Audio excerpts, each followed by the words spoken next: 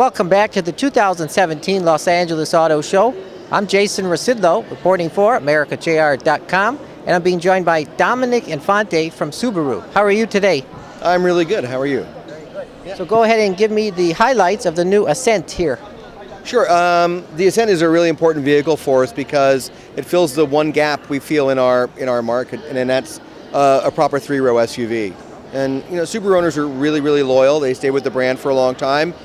The only time they leave us is when they outgrow us, and that's because probably their kids, friends of their kids that are trying to travel with them, maybe a little bit too, the Outback may be a little bit too small for them.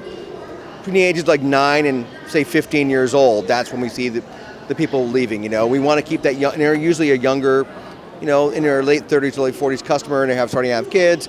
So we want to make sure they stay in the brand. We have a big enough vehicle for them. So this is the all-new Ascent. It's completely new. It uses our new Subaru Global Platform. It's got a brand new engine, a 2.4-liter direct-injected turbocharged flat 4, and 260 horsepower, but more importantly, 277 pound-feet of torque, available at 2,000 RPM. So it has full torque, really low in the power band.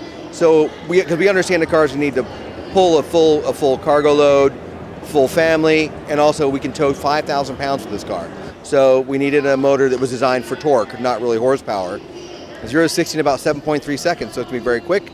And we've made it full size. It's just right on top of the sizing you'll see from Highlander and from the rest of Pathfinder, rest of competitors in that segment. Great thing about it is we offer both captain's chairs and a bench seat for the second row, and it's a no-cost option. And so we're not charging you for it, and we're even bringing it down to the premium level, which is a cloth interior car. Typically, to get a captain chair on a large SUV like this, you need to move up to the limiteds and the tourings and the very high-end cars. We're going to make this option available much lower in the price range. Now, I'm seeing a lot of SUVs here at the LA Auto Show. So what makes this one unique?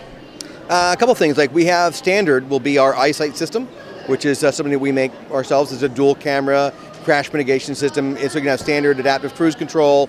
It can bring the vehicle to a complete stop from any speed. It's always working. A lot of those systems don't work above 20 miles an hour. This does.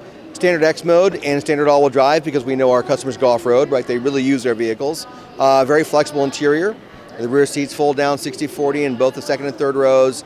A lot of luggage space and a lot of room in the third row.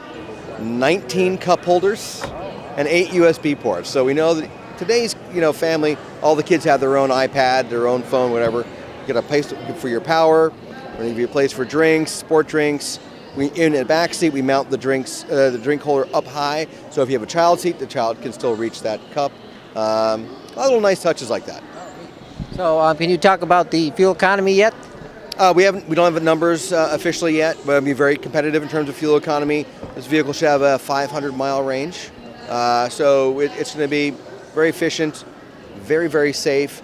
Standard airbags for all 3 rows. Top Safety Pick Plus is our target with this vehicle. We fully expect to get that. And we even do our own rear crash testing. So we know people sit in the third row. So we're very intrigued with how that would be impacted from a car hitting it in the rear. We've tested the vehicle for that, built a very strong chassis. Really does well. All right. Any plans for a hybrid or maybe a plug-in version?